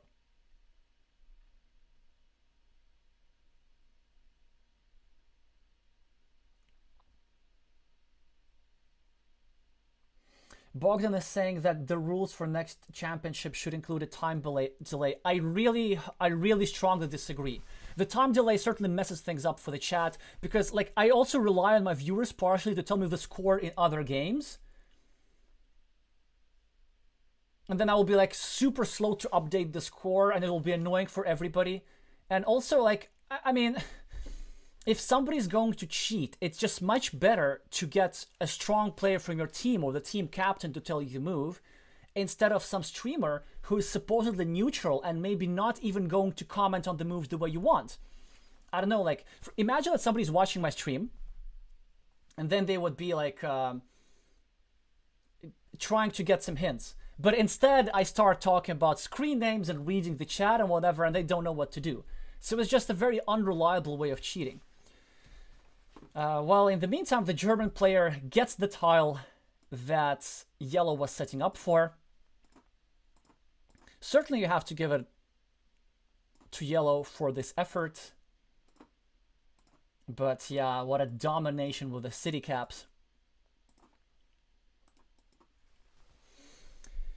And this duel will be a bit of consolation to Germany for losing this match. Quite surprisingly, even though the World Cup calculator had predicted the win for France, I'd still consider what happened today an upset. And for the first time in history, Team France is going to play in the quarterfinals of the World Cup of Carcassonne.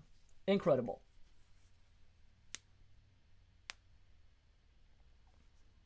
Craftgiraffe is saying, oh yeah, on the very crucial moves like in Brasilia and Latvia, I didn't mention Brazil's winning move in the final game to prevent just that. I thought about this, but first of all, I trust Brazilian players not to do that enough. Although, that's interesting. So for example, okay, here's what happened earlier today. For those of you who didn't watch Craftgiraffe's stream, congratulations to Team France, by the way, and congratulations to Loishi. We'll talk about this later. So, everything was tied. It all came down to the final moves. The whole match came down to the final moves and the duel between the player with the screen name Norberts96 and Teos Gladiador. And Teos had one move, a really spectacular move. He had to meeple a 0-point field in order to guarantee himself a win. But it was a difficult move to find. And kind of everybody started writing that in the chat. And eventually the Brazilian player did not find this move and lose the game. I guess you could imagine how somebody conceivably could maybe message this idea to the Brazilian player. And as the Brazilian player, let's say, even if you don't want to cheat, which I'm pretty sure like he wouldn't ever do, you know, now you have this information, now you can't unsee it if somebody who's watching the stream messages this to you. But on the other hand, the same thing can happen if somebody just watching the game. They can also tell you moves, so... And the chances that you're going to get such hints from the streamer, like, it's almost impossible. Imagine you had to play there and listen. It's too hard, it's too hard. So no, overall, I don't think there should be a time delay because there's, like, plenty of other ways to cheat. And... if somebody decides that they don't have the integrity to play Carcassonne fairly, it's best that they choose the least damaging way to cheat, which in this case will be watching the stream. You give yourself more advantage if you know, like, use a script for counting points or something, or use your teammates for help. So no delays.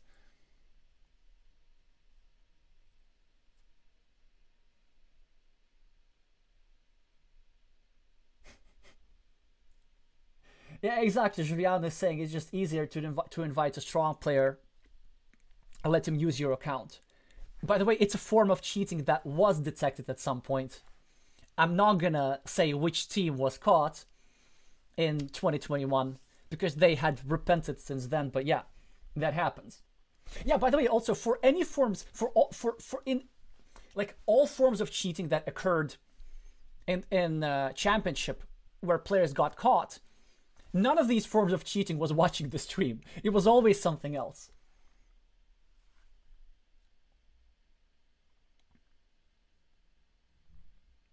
All right, I do seem to...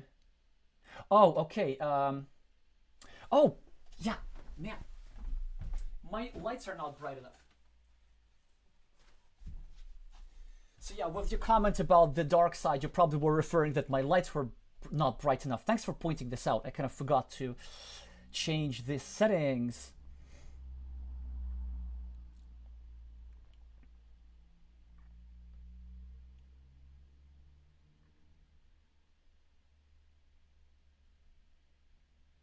Craftgiraffe is saying, I trust everyone, but I don't want people to say he'll listen to the stream in case he finds the move. Oh yeah, by the way, also today, I'm pretty sure that Viv found this move by himself. Because like the Frenchman had 100% winning move that we saw a bit earlier. And also, I'm pretty sure that he doesn't watch my channel.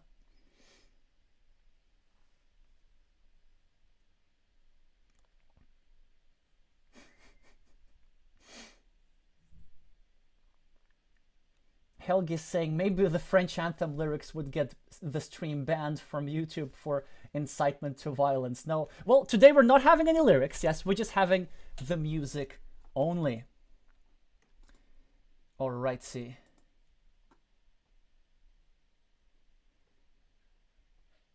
Yeah, so the players are exchanging pleasantries in the chat.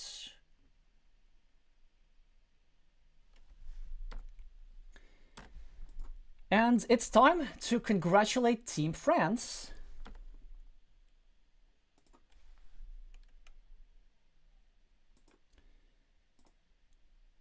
So, all rise.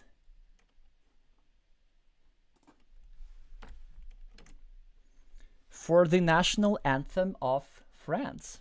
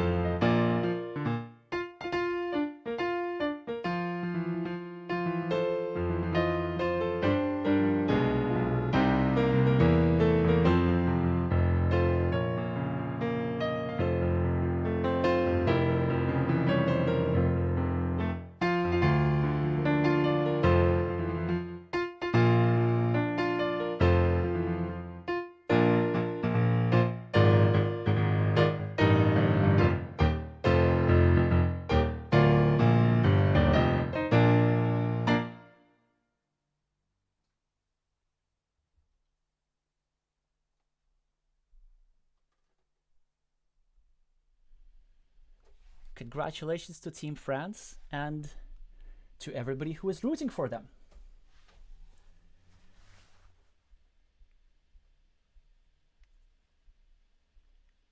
Nice song, Steven Chance is saying. I'm sure the French will appreciate it. Aux armes citoyens. Yes. Okay, so I see that we have fans of the French lyrics. So, there is a chance that we might hear the French anthem again later in this championship. Let's see how this could happen in the future. If we go over here, so we see that Team France is going to play against Team RCP, where they are going to be a serious underdog. On the other hand, they just defeated Team Germany, which is like extra strong. I guess you could make a case that the four-time world champion Ralf Querfurt with the screen of Navarre 79 was not playing today. Would that have been enough for Team Germany? I don't know. But still, France shows that they are playing their best championship so far, and they will certainly make RCP players sweat. For next week, Latvia and Romania, of course, will be a super interesting match.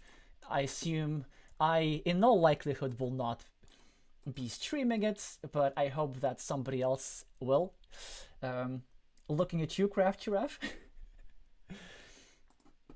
This would be a repetition of the bronze medal match from the European Championship 2021. That time Latvia won, but you know, we had both Latvia and Romania had slightly different teams back then, so anything could happen. Of course, China-Japan will be a huge match next week. I'll make my best effort to stream it, even if it's in the middle of the night. That will be the repetition of last year's final, but only one of these two mega strong East Asian teams will be able to prevail. And of course, what should have been a match between Taiwan and Portugal, because of what happened this morning, it will be a match between Spain and Portugal, the Iberian Derby, which I think is really 50-50. I guess you could say that Portugal is the nominal favorite because they won their group, but both Spain and Portugal had 6 wins in the group stage. It was just the case that Spain lost in tiebreakers, and I would argue that Spain had to overcome way more resistance. Like Group B, that's where Spain qualified from, was the toughest group. That's it.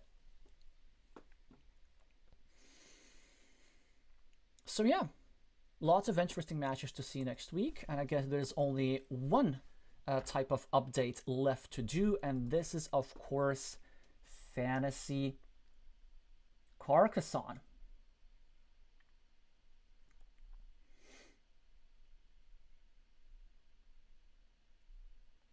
Oh, interesting point. Elias is saying Spain is the only second place of their group on the quarterfinals. Yeah, that's true, because in all other games, the third place won. Latvia placed third in their group. They won against Brazil. Japan placed third in their group. They won against Argentina. And France placed third in their group. They won against Germany. And Spain was the only one who placed second and won their wild card round match.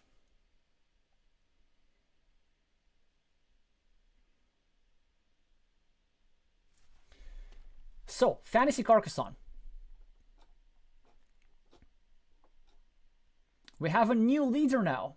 So I haven't updated the standings like after this match exactly, but I think it's going to be roughly the same. So it's we see the situation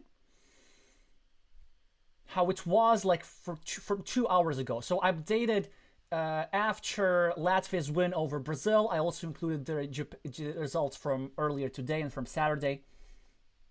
And as we can see, Bogdan Kurkan is now in sole lead. So there are 3 viewers who have 20 dual points, but Bogdan's fantasy team has 2 extra game points, all due to the Japanese player with a screen name Shoulds win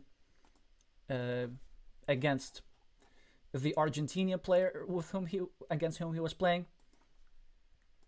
Mars 15 and Mikhail Rus were not playing in this round because their respective teams qualified directly for the quarterfinals. So our top contenders were not able to get any extra points. By the way, I do think that now, because Medusa Help won their game, I think Johan Knights will be our new leader. Yes. I'll actually update it really soon. I even might update it on stream. But first of all, I'm just going to scroll down so that you can see how y'all are doing. If you're playing... I'm doing slightly better, by the way. I managed to win my duel, so I'm finally at +1 again. So I'm contributing something to all of y'all's fantasy teams. So as you see, Santiago Iniguez has gained a couple of spots.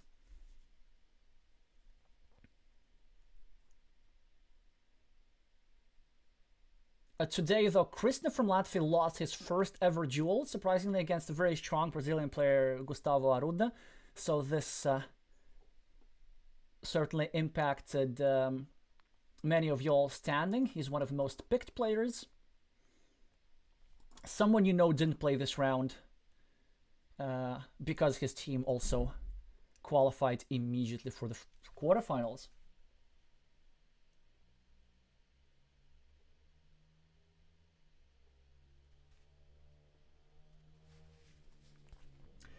William Prime is asking who was the special guest for this stream. I only reveal the names of the special guest when they actually do manage to show up.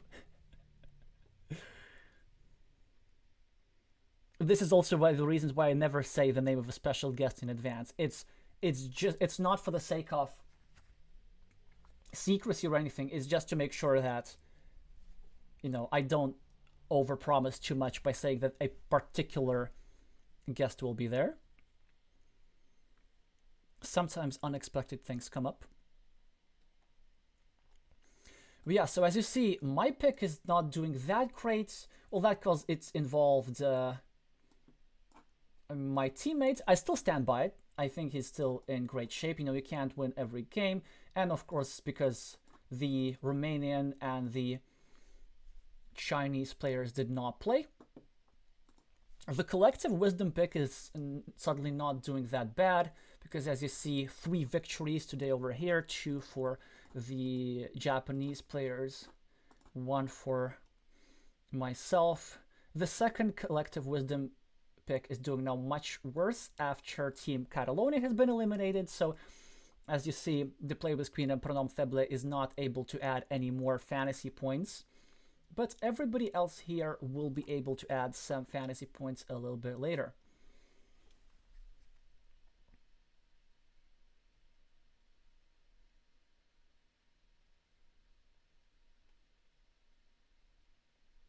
Wait.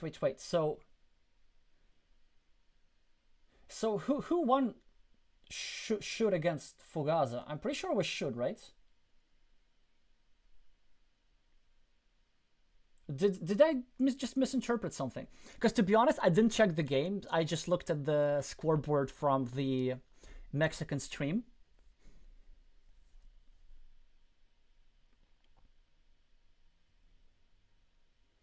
It doesn't matter if the game was a tie. So who actually won the duel? Okay, should won indeed. Thank you.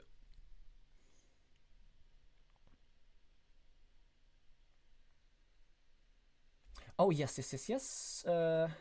Let's just update the score over here, if that's what you're talking about.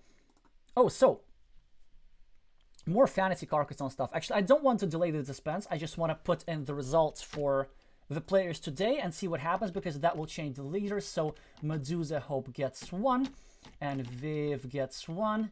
Who else was playing today? What were the other Germans? Oh yeah, Meeple Wizard gets -1. Somebody bet on Squalus, I remember. So Squalus gets +1. And what else? Did anybody else bet on Germany?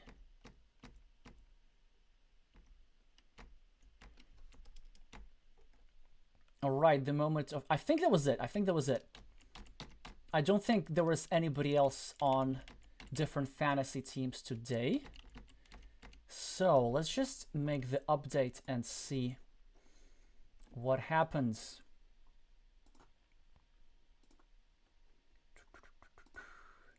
Yes, we do have indeed a new leader. So Bogdan's Kurkan lane only lasted for a few hours because of the play with Queen and Medusa Hopes win today.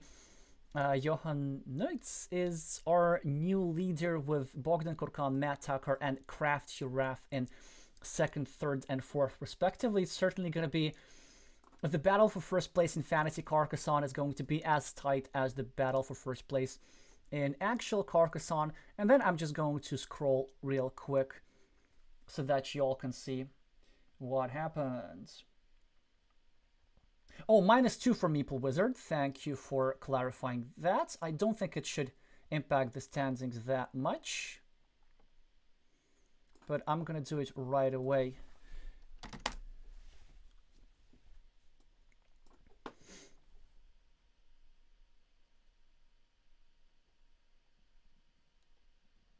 Oh, Nico is supporting his Belgian teammates. Johan, yeah, so even though Belgium has been eliminated in the tournament, as you see, Belgium is doing quite great in Fantasy Carcassonne. 2 Belgians in the top 5. Oh, but of course I need to do this. I need to change the font because Medusa Hope will no longer be able to contribute fantasy points. That's the thing. Once a player is eliminated through the tournament, they can no longer win or lose. So if you bet on Medusa Hope, then you better hope that the other players deliver. But it's also an interesting thing. It's a curse and a blessing at the same time. If all players from your Fantasy 5 have been eliminated, then yeah, you can't get any extra points. But you also are not going to get any more negative points, because I need to remind you that when a player from your Fantasy 5 loses a duel, then they get negative points.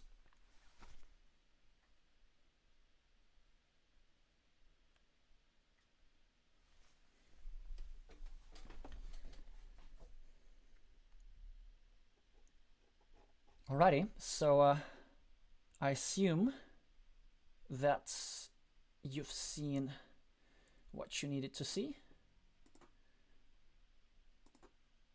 And then that's gonna be it. The move of the week video from week 7. I hope I'll be able to release it tomorrow. I've already picked the move of the week. I think you'll be very surprised by my pick, and it's a very interesting move.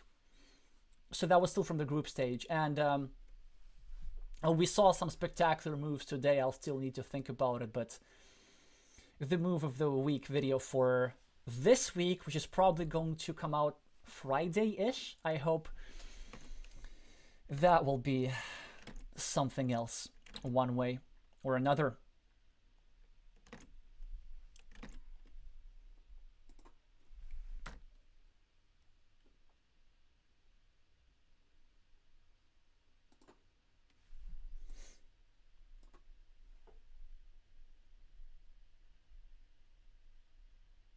Juliana saying, will the news about Fantasy Carcassonne be a spot in S for the winner? You mean a prize? No, the prize is just this, which is arguably even better. And also there's plenty of ways how to win a spot in Essen now. I mean, you can win a national championship.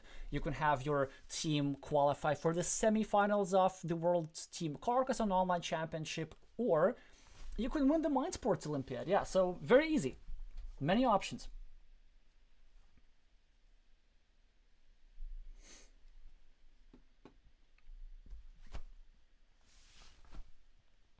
Yeah, thank you everybody for watching. Now meeple the like button for the algorithm, and in case you're here for the first time, subscribe for more Carcassonne content like this. We'll try to not miss a single World Cup match if we can help it. Thank you so much for watching, and I'm gonna see you soon.